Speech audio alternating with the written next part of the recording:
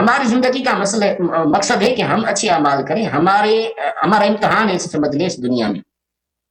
تو ہم سے ہمارے اعمال کے بارے میں سوال ہوگا. کسی بھی مسلمان سے کسی دوسرے مسلمان کے اعمال کا سوال نہیں ہوگا. جس طرح قرآن پاک کی آیت ہے سورۃ بقرہ پہلا سپارہ غالباً آخری رکوع ہے، جس میں اللہ پاک نے نبیوں کا ذکر فرمایا، پھر فرمایا تلک امۃ قد خلت لہا ما کسبت ولکم ما کسبتم ولا تسألون عما کانوا یعملون. یہ جو برگزیدہ جماعت کی انبیاء علیہ الصلوۃ والسلام جو گزر چکی، جو انہوں نے کیا ان کے لیے، جو تم کر رہے ہو تمہارے لیے، تم سے ان کا سوال نہیں کیا جائے گا کہ انہوں نے کیا کیا. جب نبیوں کے اعمال کا ہم سے کوئی سوال نہیں، تو ہم سے آج سے پہلے یا ابھی بھی جو مسلمان موجود ہیں، اللہ ماشاءاللہ کوئی گواہی کا معاملہ ہو الگ بات ہے، مگر یہ ہم سے سوال نہیں کہ فلاں صدی میں فلاں مسلمان نے کیا کیا، فلاں صدی میں فلاں مسلمان نے کیا کیا، فلاں صدی میں فلاں مسلمان نے کیا کیا. یہ ہم سے سوال نہیں ہے. لہذا اس اصول سے جو شیعہ کا ایسے سمجھ لیں بنیاد ہی دوسروں کی برائی پر ہے، انسانوں کی برائی، دوسرے اعمال پر کی جانچ پڑتال کرنا، کوشش کرنا کہ کسی صحابی کی کوئی غلطی نظر آ جائے. یہ دین کا کون سا جز ہے؟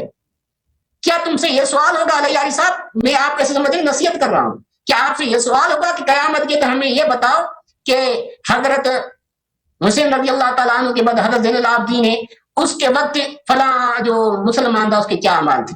یا آپ سے یہ سوال ہوگا کہ حفیظ اللہ کے کیا اعمال تھے ہمیں بتاؤ؟ جب یہ سوال ہی نہیں تو اس پر اتنی محنت کیوں ہے، اس پر مناظرہ کیوں ہے؟ یہ ایک میرا یہ سوال ہے. اور دوسرا سوال یہ ہے کہ اصول کافی میں روایت ہے کہ زرارہ امام باقر سے روایت کرتے ہیں.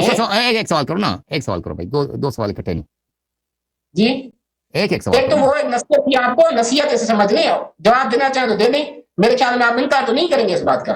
کیوں کیا آپ سے سوال ہوگا قیامت کے دن کہ بتاؤ فلاں نے کیا کیا؟ جی بالکل.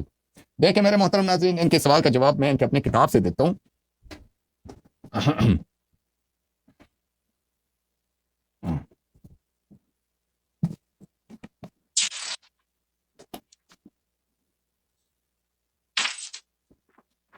محترم ناظرین،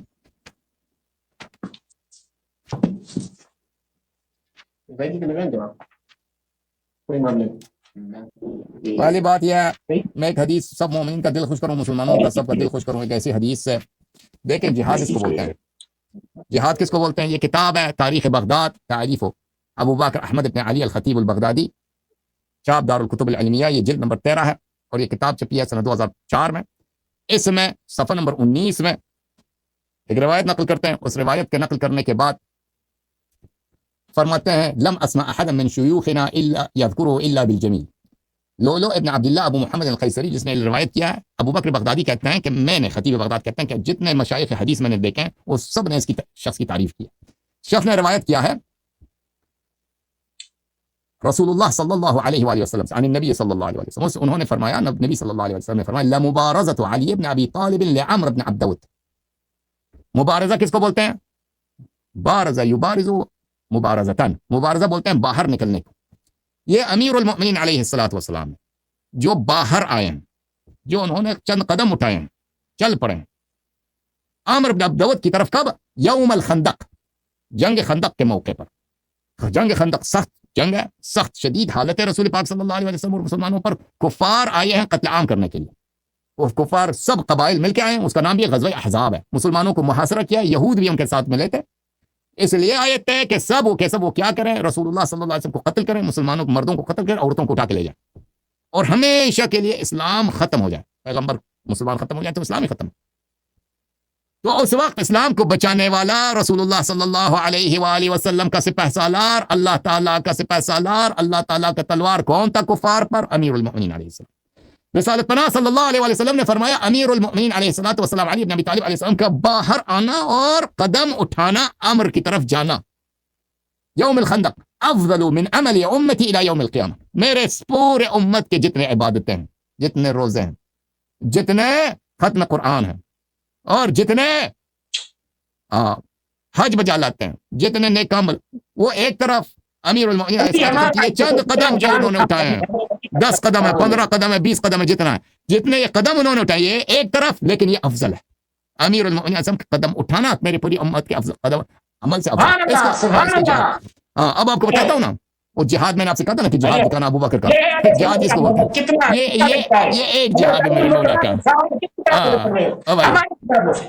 ابھی بھی سنی نہیں ہو رہے ہو اب عقل کا ہے اب دیکھو نا ایک شخص وہ ہے جس کا ایک ایک قدم اٹھانا پورے امت کے تمام عبادات اعمال جہاد وغیرہ عمل خیر سے افضل ہے پھر کون ہے پھر نبی صلی اللہ علیہ وسلم خلیفہ بلا فضل کون ہے پھر وہ بتا رہا ہوں مگر سنی ہو جا رہی ابو بکر عمر کے غلام بنے یا نہیں بنے بھائی بنے یا نہ بنے پورے امت سے اس کے چند قدم اس کا گرد خاک پا ان سب سے افضل ہے چلے اب اس کا جواب میں دوں گا